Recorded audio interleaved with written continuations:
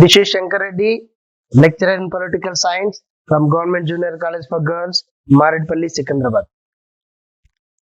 As previously we discussed, the theories of sovereignty classified into two categories.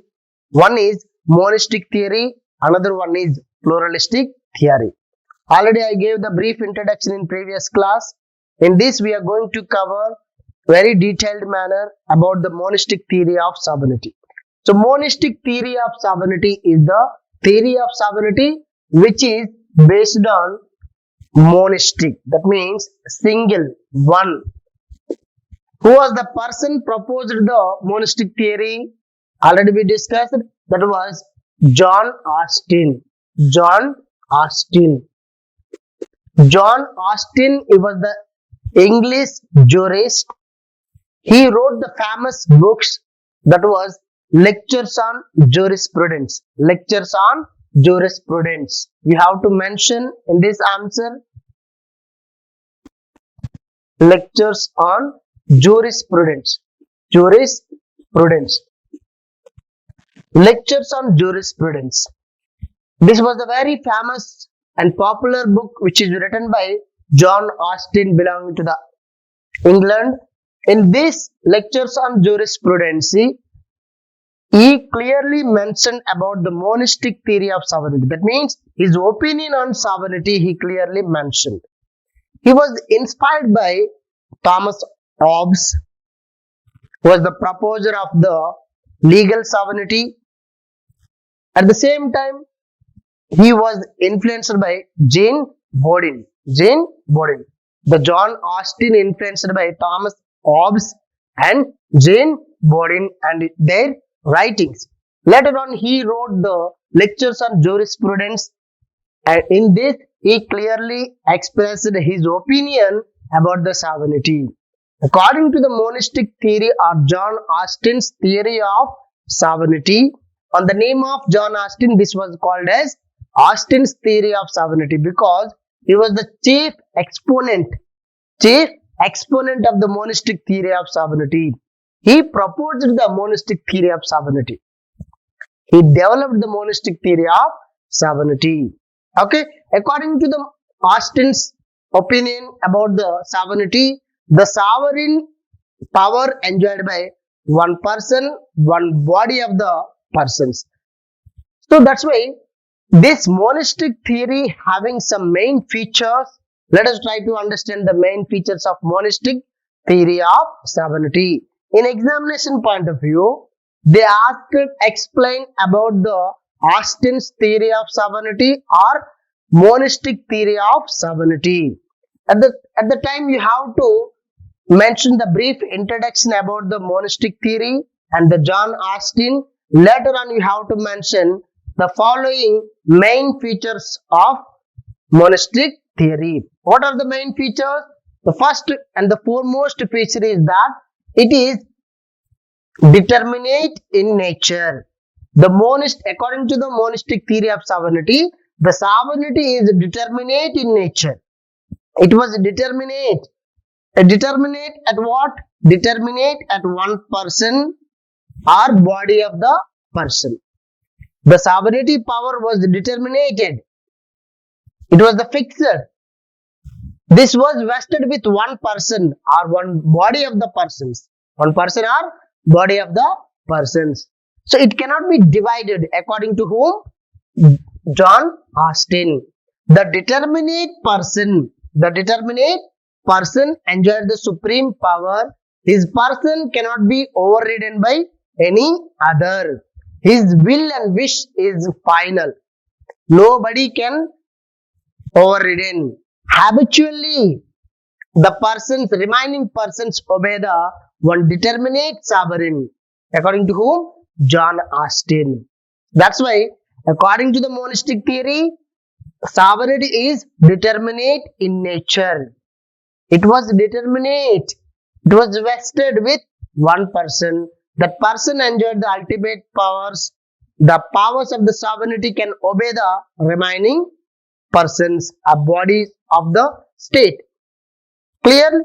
So it is determined in nature. The next feature is that sovereignty A sovereign receives habitual obedience.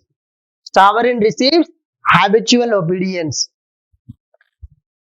By habit, the sovereign receives obedience automatically. By habit, without any force, they receive the obedience of the people. Here, the sovereign is one person or the group of the persons. They enjoy the public obedience automatically, habitually. So that is one of the feature of monastic theory. That means regarding to the acceptancy, obedience, no external force can be function here. Automatically, habitually, the people send their obedience to the sovereign. That's why here the sovereign receives habitual obedience. Sovereign receives habitual obedience. This is also one of the main feature of sovereignty. Main feature of monastic theory of sovereignty. At the same time, sovereignty is indivisible. Sovereignty is indivisible. Previously we discussed one of the feature of sovereignty is indivisibility. So according to the John Austin, sovereignty cannot be divided. Sovereignty cannot be divided. That was vested with one person or group of the person, body of the persons. Clearly, so he mentioned if the sovereign power divided between the two persons or the group of the persons, then there is no recognition. They are unable to control, they are unable to regulate the people. They are able to regulate the individual. That's why it cannot be divided. This was indivisible in nature. Okay. So that's why the power, sovereignty power vested with one person or the body of the persons. Okay. So this is also one of the feature. At the same time, it is permanent basis. That means the sovereignty power enjoyed permanent basis. That means if the state is permanent, sovereignty automatically permanent. That means where the state existed, automatically sovereignty existed. Whereas if you take government may change, but sovereignty, but state cannot change. It is remain permanent. That's why the sovereignty power of the state also permanent in nature. That means cannot be captured. Sovereignty from the one person or the group of the person. There is no revolt. Everybody should obey. Automatically, habitually, they extended their obedience to the sovereign. That's why it is a permanent in nature. Once formulated, then automatically it is a permanent forever. So this is the permanent in nature. At the same time, sovereignty is essential in nature. Here the sovereignty is essential for regulating the people, for providing the equality, liberty, for controlling the people also. Sovereignty is essential for the state. Unless the sovereignty existed, no state is existed. If the sovereignty is not existed in the state, that person, that body, that people cannot be considered as the state. For example, if India did not have the sovereignty power, there is no supreme power of the India here. India cannot be considered as state. So that's why without the sovereignty, no place, no people, no government is considered as sovereignty. No government is considered as state. That's why sovereignty is the life of the state. Without this, the state cannot considered as cannot existed. So that is the one. It is essential in nature. Without this, the state cannot do anything. If the state wanted to pass the orders to control the people, the sovereignty is required for the state. For that, sovereignty is essential. For regulating the people, sovereignty is essential. Okay. Here the sovereignty is permanent. Sovereignty is essential. Sovereignty is indivisible. And sovereign receives habitual obedience. And also it is determinate in nature. Determinate in nature. Then The command of the sovereign is considered as law. Law is command. Law is command of sovereign. Here, what the sovereign delivered? What the sovereign delivered? What the sovereign delivered, that was considered as law. The command of the sovereignty is law, according to whom? John Austin. That means here the sovereign is the final person, final power. The sovereign is the final power. His wish and will is considered as law. Okay, there is no above the sovereignty. Sovereignty is the final. Sovereignty is the one person or the group of the person. That person gave the commands. That commands are considered as law. Okay, so that's why law is the command of sovereign. Law is the command of sovereign. So this is the one of the feature of John Austin. Finally, the subjects have no rights against the state. The subjects means either people or associations, organizations, whatever the thing. Okay, other than the state, who resides in the boundaries of the state are considered as subjects. Here the subjects does not have rights against the state. They habitually obey the state, sovereignty power. That's why they are unable to enjoy the rights. They never enjoy the right against the state. They enjoy the rights within the sovereignty power only. According to the sovereignty power only, they enjoy the rights. Otherwise, they enjoyed the rights which is not against the power. So that's why it's very clear. The subjects means the people, associations have no rights. They have no rights against the state. They enjoyed the rights in the state based on the guidelines given by sovereign. Okay, so that's why who imposed the restrictions here? The state imposed the restrictions on the individual's rights. Who provide the rights? State provide the rights to the individuals. They never enjoyed the rights against the state. It's a very clear. I thought you are very clear about the main features of sovereignty, main features of monistic theory of sovereignty. Once again, there are so many features of monistic theory of sovereignty here clearly mentioned. One is determinate in nature. Sovereignty is determinate in nature. Sovereign receives habitual obedience. And sovereignty is indivisible. Sovereignty is permanent in nature. Sovereignty is essential in nature. Law is the command of sovereign. And finally, the subjects have no rights against the state. The subjects have no rights against the states. They are the important main features. In examination point of view, these main features are considered as subheadings. You have to mention 1 or 2 points for each and every subheading here, right? So let us try to understand the criticism of monistic theory of sovereignty. Okay, criticism on monistic theory of sovereignty. You know that according to the Austin, the monistic theory enjoyed by one person, sovereign power enjoyed by one person or one group of the person, body of the person. It was vehemently criticized. There was lots of criticism on monistic theory of sovereignty. So mainly the criticism by A.V. Dicey. A.V. Dicey. A.V. Dicey, he was one of the famous jurist from England. He criticized a lot against the monistic theory of sovereignty. S.J. Lasky. S.J. Lasky. H.J. Lasky also criticized monistic theory of sovereignty. Henry Maine. Henry Maine.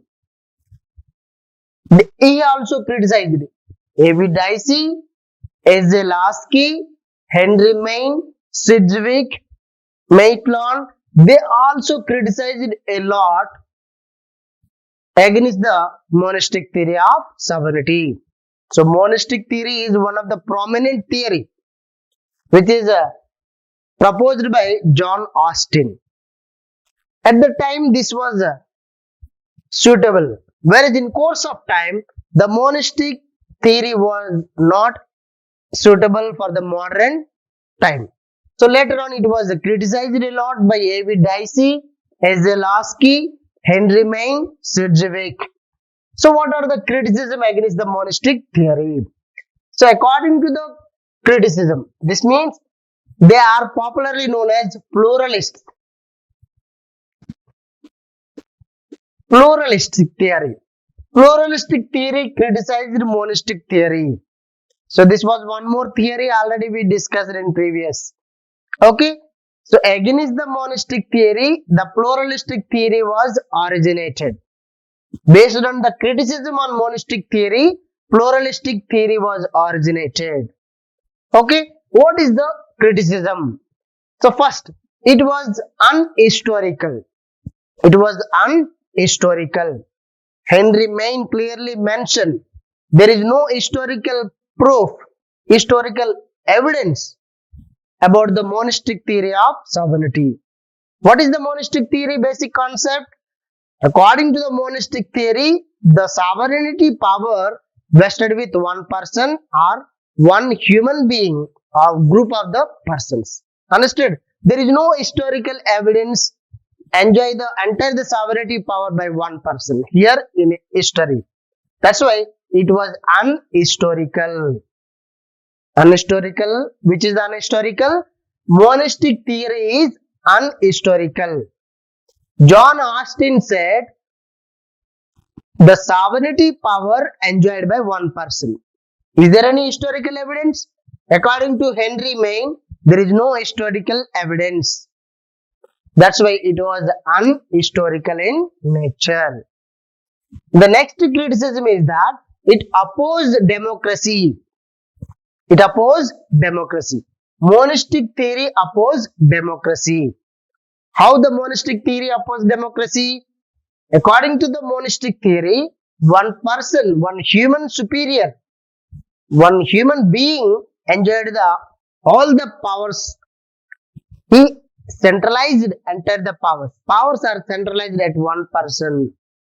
Whereas in democracy, powers are decentralized.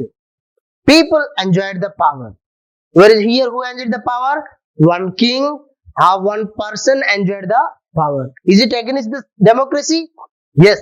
Monistic theory is against the democracy. What democracy said? In democracy, powers vested with the people. Powers vested with people. All the people enjoy the equal power in democracy. Whereas according to the monistic theory, all the people are enjoying the power? No. Here, one person, one human superior enjoy the ultimate powers. That's why it is against the democracy. It opposes democracy. Is it criticism or not? Yes. Pluralist A.V. Dicey, especially Ezelowski, criticized a lot. It's against the democracy. According to democratic norms, all the people enjoyed the equal powers. There was a justice, whereas there is no justice here. Only one person enjoyed the powers. Remaining persons follow the orders given by one person. Clear? So this is against the democracy. Then indivisibility, not real. Indivisibility, not real. So pluralists clearly criticized against the monistic theory. Indivisibility, not real. Because monistic theory, John Austin said, sovereignty is indivisible. Sovereignty is indivisible. What pluralist criticized? It is not in real manner. Because in every state, powers are not centralized. Most of the powers are decentralized. There was a distribution of powers. If you take India, if you take America, the powers are decentralized. That means this was not in real manner. Monistic feature is that indivisibility. This indivisibility is in not real manner. Is not real manner. Clear? This is the one of the criticism by pluralists. Okay. Then sovereignty cannot be located. Sovereignty cannot be located. Why? Because here, according to the monistic theory, the sovereignty located at human superior. Human superior. One human superior enjoyed the ultimate sovereignty. So that means sovereignty is visible. It was located. We can locate the sovereignty according to the monistic theory. Whereas what the pluralist said, it cannot be located. It cannot be located because the state enjoyed the sovereignty power. A state is the invisible thing. State is invisible thing. We are unable to locate where the sovereignty is existed, where the sovereignty is located. That's why sovereignty cannot be located. It was automatically based on the legal in nature, or it was a popular in nature sometimes. That's why it cannot be located at one human superior. So, for example, if we take India as example, our preamble prescribed. Who are the source of the sovereign here? People of the India sovereign. How can you locate the sovereignty here? We are unable to locate the sovereignty. So, this is one of the criticism by pluralists. Understood? The criticism against the monistic theory proposed by whom? Pluralists like A.V. Dicey, A.J. Lasky, Henry Mindsedgwick, okay, and also Von Gierke. So here the state not supreme here. One more criticism is that state is not supreme. Already we discussed. According to the Austin theory of sovereignty, who is the supreme one? State is the supreme one. Whereas what pluralist said, state only not supreme here. Beside the state, there are so many associations are existed. Each and every association played the prominent role for developing of the individual life. That's why state is not supreme. The state also controlled by some other association. State also associated with some other association. So that's why state not supreme here. State not supreme here. Okay. There are some limitations regarding to the state also. Then customs and traditions are ignored. Here the customs and traditions are ignored. Regarding to the state, there are some customs and traditions. Each and every state having some customs and traditions here. Understood? The customs and traditions are ignored in monistic theory because monistic theory prescribed only one human superior. One person enjoyed the all powers unrestrained by law. Unrestrained by law. That means he never followed the customs and traditions, even law also. That's why he ignored the customs and traditions. Sovereignty ignored the customs and traditions according to the monistic theory. That's why pluralists criticized monistic theory ignores customs and traditions. Customs and traditions. These are the basics and also popular criticism given by pluralists. Based on this one only, pluralistic theory of sovereignty was originated. Understood? So what are the criticism here? Monistic theory is unhistorical. It opposes the democracy. It is indivisibility, not real. And sovereignty cannot be located. State is not supreme. And also customs and traditions are ignored. These are the major criticism by pluralists against whom? Monistic theory of sovereignty. Austin's theory of sovereignty. In examination point of view, what type of questions we expected from this area? Simply explain the monistic theory of sovereignty. At the time you have to mention the basic concept of the monistic theory, which is prescribed by John Austin, and the features of monistic theory, and finally criticism on monistic theory. Then automatically the answer was completed. Okay, thank you.